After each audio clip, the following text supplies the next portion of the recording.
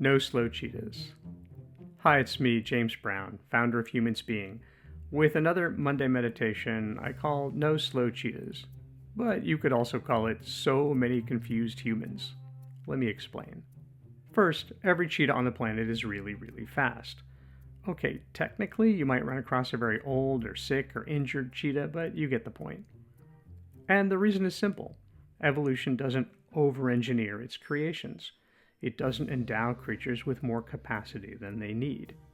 So, cheetahs evolved to have a muscular skeletal structure and lung capacity and a massive heart and non-retractable claws and a skull shaped like one of those aerodynamic helmets Olympic downhill skiers wear, and a whole host of other tweaks in the genome, all of which add up to them being very, very, very fast. So it makes you, or at least it makes me, wonder. Why is it that with the most complex and best brains on the planet, that we Homo sapiens spend such a huge amount of time being utterly confused about what to do?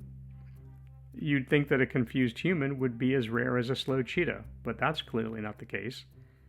It's so common we have a phrase for it. We call it analysis-paralysis, and it gets us twisted up in the tightest of knots.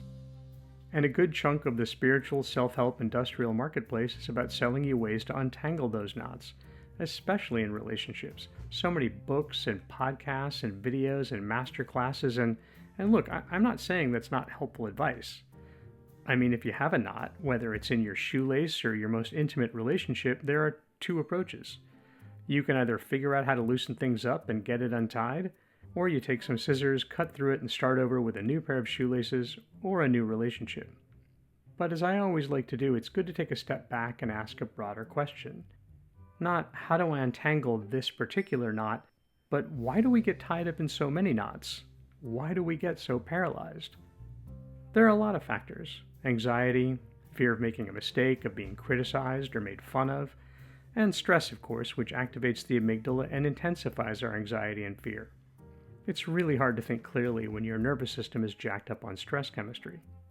But I think the most overlooked factor is that from the time we're very small, from when we first enter the school system, we get it repeatedly drilled into us that we should be able to figure everything out. We're taught to discount our gut feelings and really think things through rationally to make sure we make the right decision. So we end up overthinking everything. There was a time when my vision of hell on earth was 3 viable options. I would grind away making pro-con lists. I would bug my friends asking for their opinion over and over again, doing pretty much everything I could think of to ensure I made the right choice. But no matter how long I took and how many friends I annoyed, I often made the wrong one, and then had to suffer through waves of buyer's remorse and self-recrimination. Sound familiar? But I don't have that problem so much anymore. Especially not with the really big decisions. Not because I got better at figuring everything out, but because I stopped trying quite so hard. It's because I learned to meditate and found a daily practice by which I could get past the cluttered surface of the mind and tune into that inner navigational beacon which is meant to guide us through life. You might call it a deeper knowingness or gut instinct or the word of God, but whatever you choose to call it, the point is we all have it. But here's where another important principle of neurophysiology comes into play. The one that says our abilities don't get stronger if we don't use them. This is why your muscles don't get bigger if you stop working out. It's why your ability to speak a second language fades if you don't speak it. And it's why if you stop tuning into that internal guidance system, you stop being able to be guided by it. You get stuck in analysis paralysis, trying to figure out your life. Meditation is what got me out of the trap, but other things work to help consistently get in touch with our inner navigational beacon. It could be prayer, free-flow journaling, or just taking long, meandering walks with your phone on silent mode, not listening to a podcast or an audiobook. Now, don't get me wrong, I love audiobooks, especially when walking our dog on the beach, but I also really appreciate those times when I choose not to fill my head with other people's ideas, no matter how delightful or entertaining they might be. It's nice to clear the decks and allow yourself to be open to whatever might arise from within. But whatever might work for you, it's important to first acknowledge what doesn't work. The intellect is an amazing tool. It's really useful for solving math problems or setting the agenda for a conference. But it's a terrible navigator.